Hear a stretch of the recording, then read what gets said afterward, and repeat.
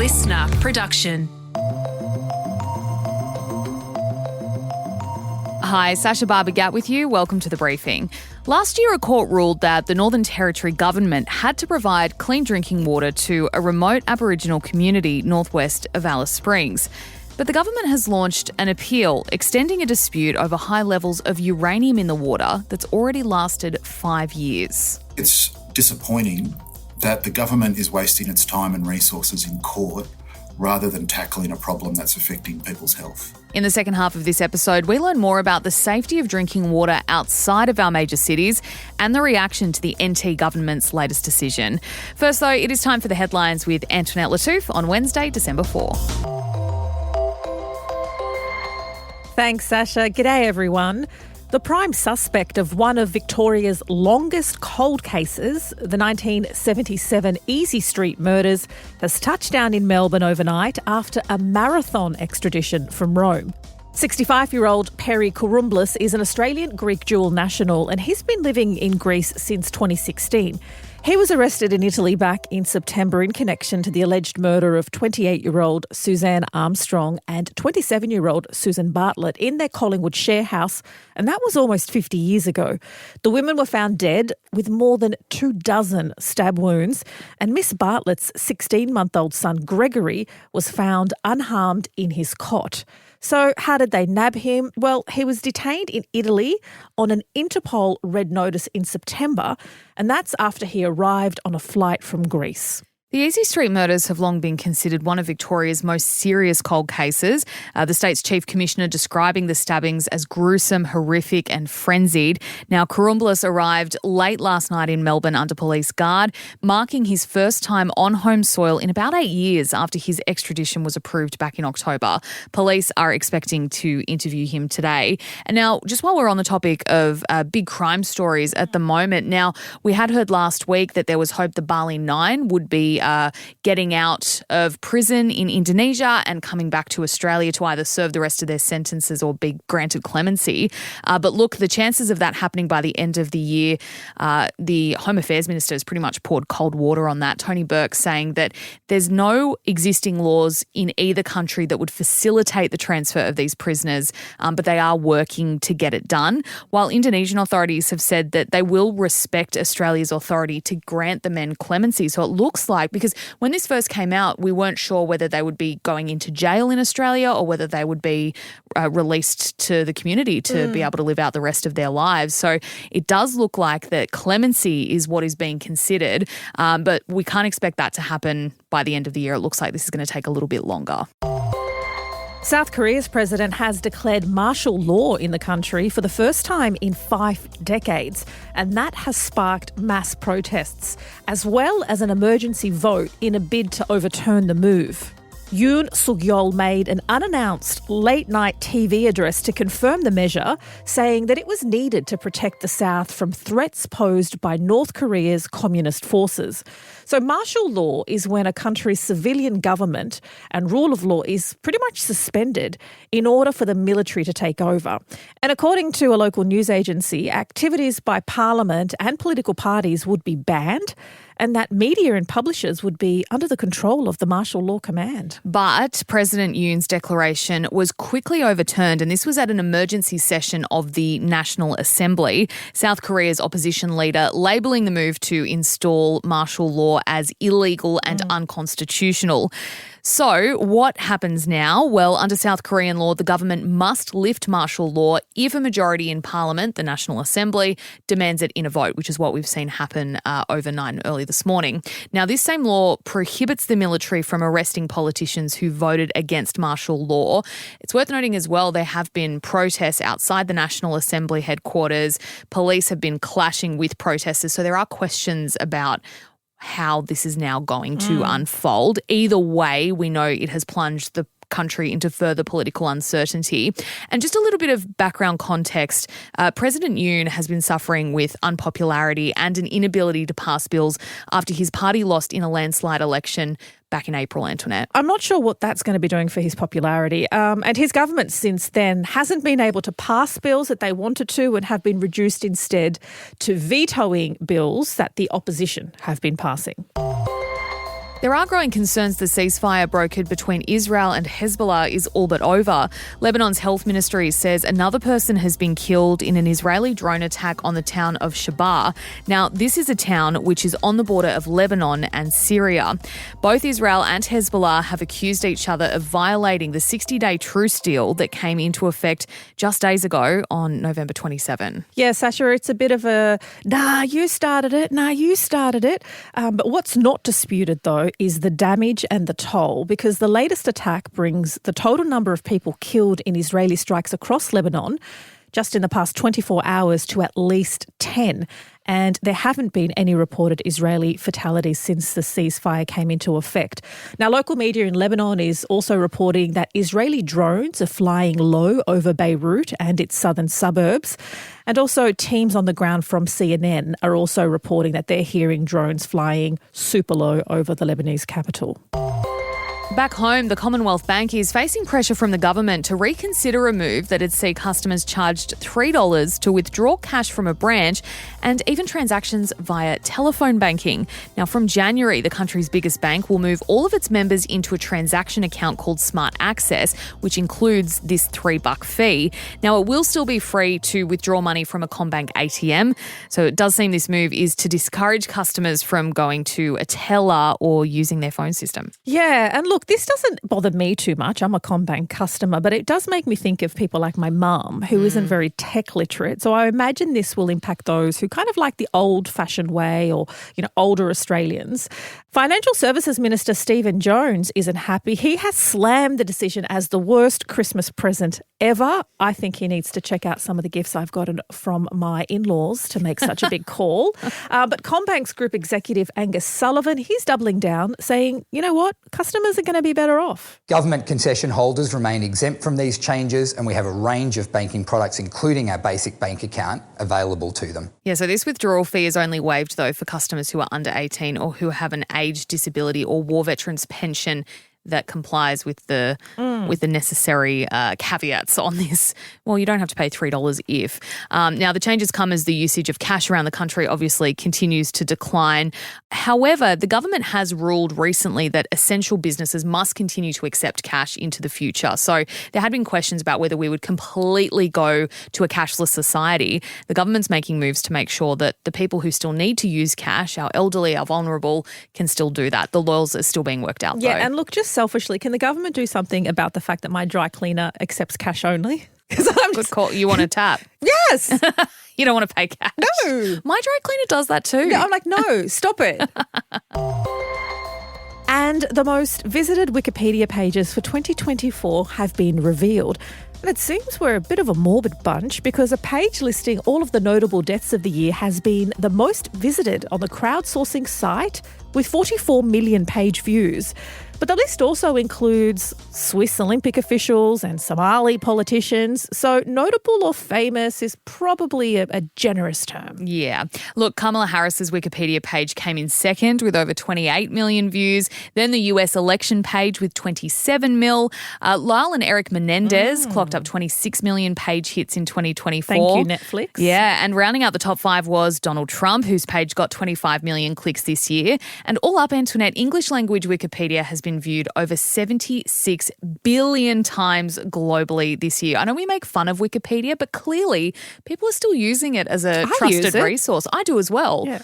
But I get nervous. Yeah, I mean, we have reason to be nervous. Yeah. But, they do have quite rigorous fact-checking in place. And I dare say sometimes Wikipedia is more accurate than some tabloid news outlets. Good call. Hey, look, it was interesting to look at the top 25 of this list. It was pretty much dominated by US politics, Joe Biden, Project 2025. The 2020 US election was also very highly visited. Then celebs and pop culture, we saw Taylor Swift, Sean Diddy Combs, Deadpool and Wolverine, June, and sport, the IPL, Cristiano Ronaldo, and the 2024 Summer Olympics. So sport, politics, celebs, apparently, is what we're all into. And Somali officials. Antoinette, thanks so much for being here for the headlines. Next up, we're getting into our deep dive looking at a legal battle that's erupted in the Northern Territory over clean drinking water.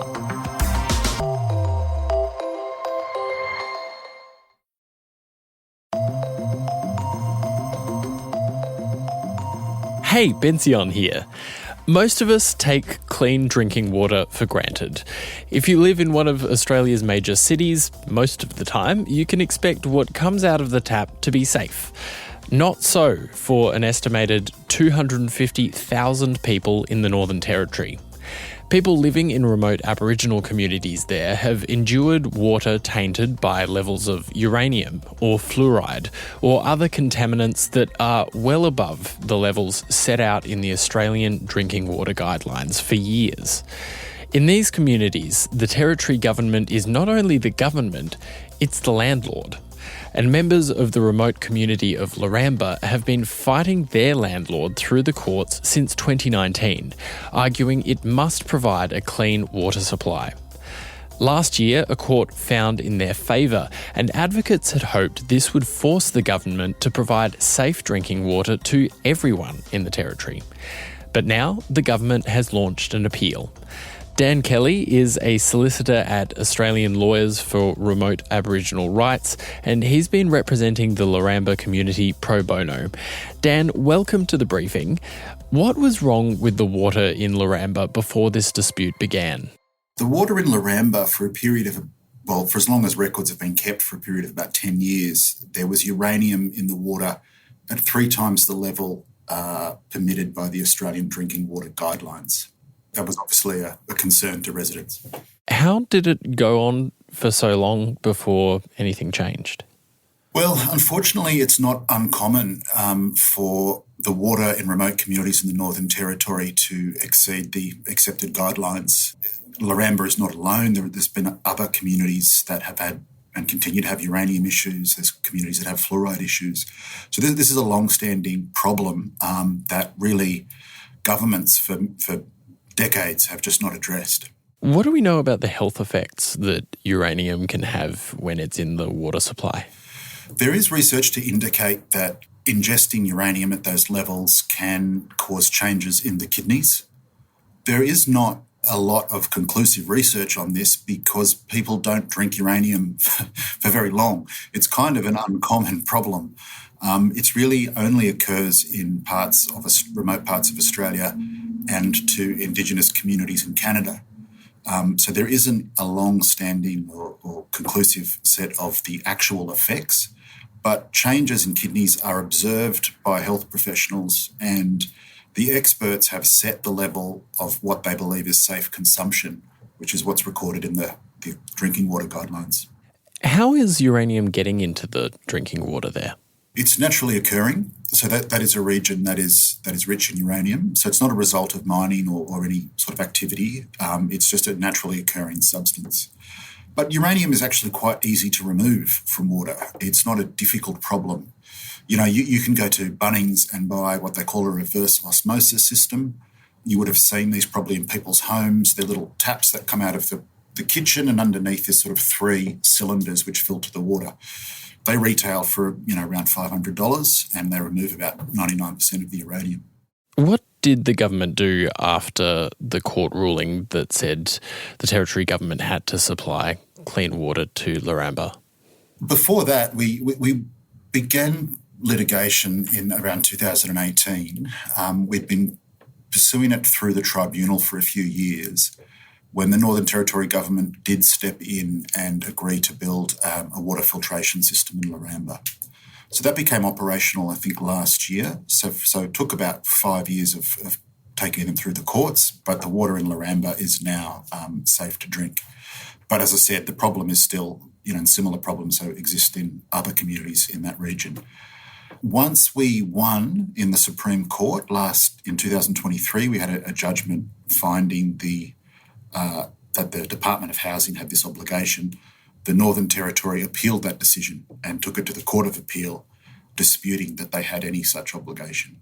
Just to give people an idea of the kinds of costs involved here, how much did it cost the Northern Territory government to fix this problem in Laramba?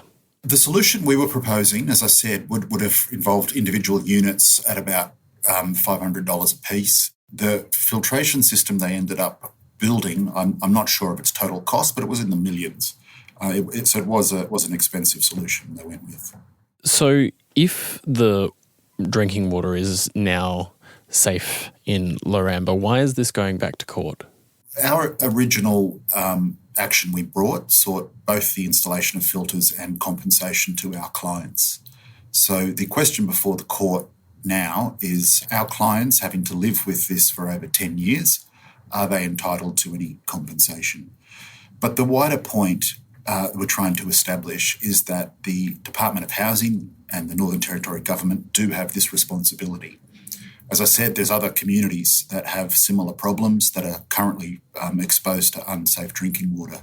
If we can establish this in law, we hope it will have a benefit for other communities. Has this kind of problem been dealt with differently in different parts of the Northern Territory? The Northern Territory is a strange jurisdiction in the sense that it doesn't have at law protections around drinking water. All states and territories have legislation in place that require water to be provided to a certain standard in accordance with the guidelines. That is not the case in the Northern Territory. Historically, Power and Water Corporation is the water provider. They have agreed with the Northern Territory Government that they will meet those guidelines in a certain select number of communities, which largely follow the Stewart Highway. So that they would be the Alice Springs, Tennant Creek, Katherine, Darwin. So in those sort of major centres, we see that water is provided, much as it is everywhere else in Australia, to a normal and expected level. It's only in the remote areas that we see this problem arising. How do you explain that? Is it just a cost issue, or is there some kind of discrimination going on, in your opinion?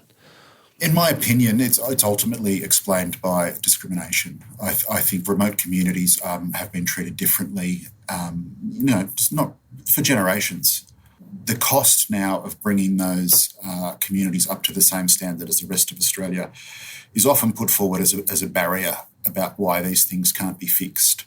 But, we believe in a country as wealthy as Australia, that's not an excuse. All Australian citizens are entitled to the very basics of life, and there's nothing more basic to life than drinking water.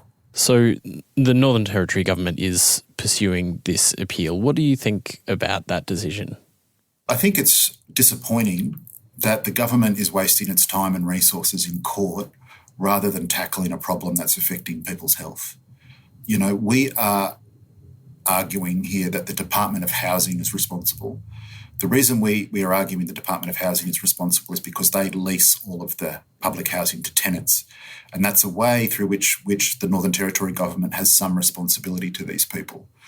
They're trying to suggest that a landlord is not responsible. They're trying to avoid responsibility on that basis.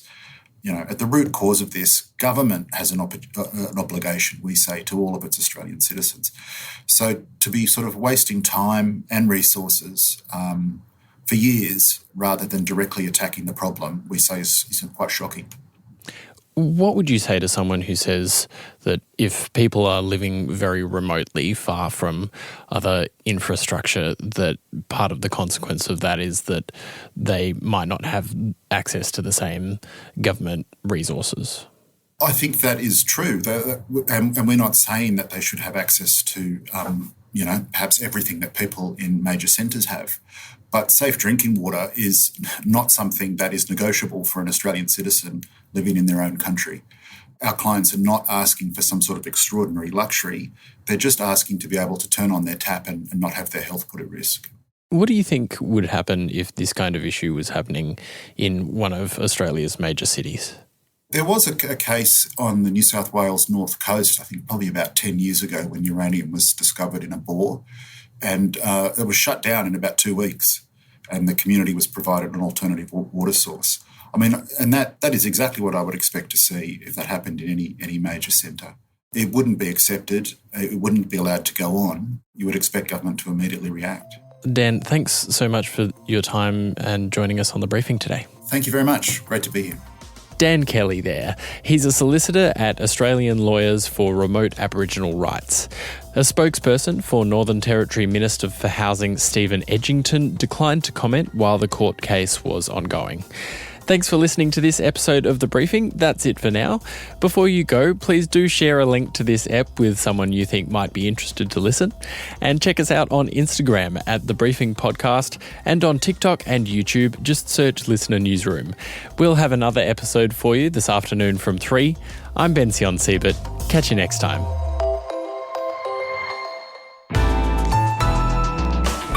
Listener.